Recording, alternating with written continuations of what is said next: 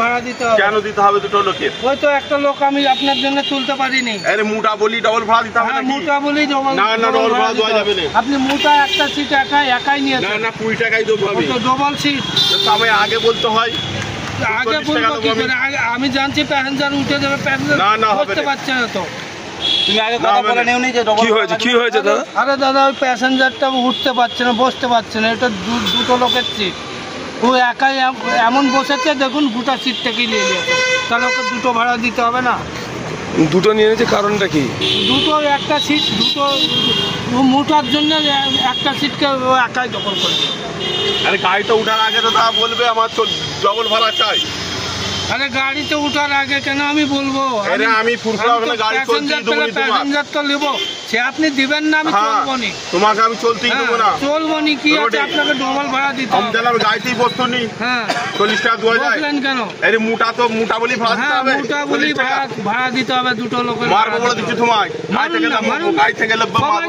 মারুন আপনি। গাড়ি থেকে মারুন, আসো মারুন।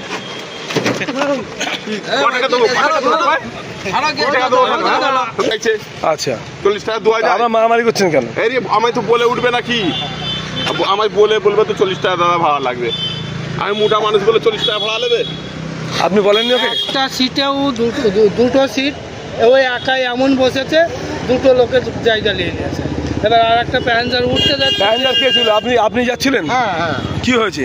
আরে আমার সিট হচ্ছে না ওখানে। আচ্ছা হ্যাঁ, তার জন্য ওনার সাথে এনার সাথে কথা কাটাকাটি। আচ্ছা, কিন্তু আমার বসার সিট ওখানে হচ্ছে না।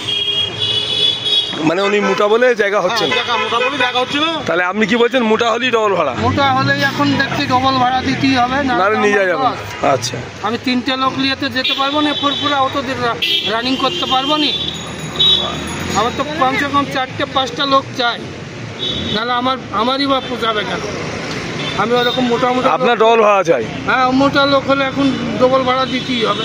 ওই একা একটা সিট নিয়ে নেবে। যাবো না, ছেড়ে দাও। আগে বলে না না আমি যাবো না। তোমার যাবেন না কেন? আমি তো নিয়ে যাবো। 40 টাকা দেওয়া যাবে না। মোটা বলে 40 টাকা দেবে। এত মোটা বলি 40 টাকা দেবে। আমার প্যাসেঞ্জার কেন এবার চল। বলো কি প্যাসেঞ্জার? চলুন। এরা যখন ঝগড়া করছে আমরা যাবো না, এদের সাথেই ফাইসালাটা হোক। আমার হবে কি করে?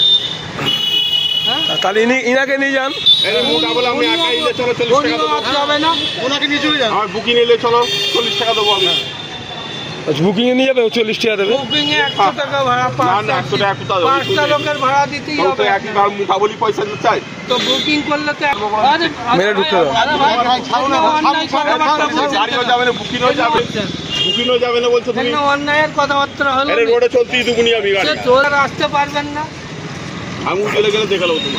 সে মারুন না। হুগলি জেলায় গ্রামীণ চিকিৎসা ব্যবস্থার বিপ্লব ঘটাতে চলেছে সঞ্জীবনী হেলথ কেয়ার নার্সিং হোমের সৌজন্যে 24 ঘন্টায় আইসিইউ পরিষেবা ও স্বাস্থ্যসাথী কার্ডে একেবারে বিনামূল্যে অপারেশন। এখানে পাবেন বিশেষজ্ঞ ডাক্তার দ্বারা পরিচালিত মেডিসিন, শিশু বিভাগ, অর্থোপেডিক বিভাগ, সার্জারি বিভাগ, গাইনি বিভাগ, urology, nephrology, pathology, ECG, x ray সহ সিটি স্ক্যানের সুবিধাযুক্ত একমাত্র নার্সিং হোম। যোগাযোগ করুন Sanjivani health care nursing home 7432808135 অথবা 9800878028 শিয়াখালা, শ্রীপতিপুর, হুগলি।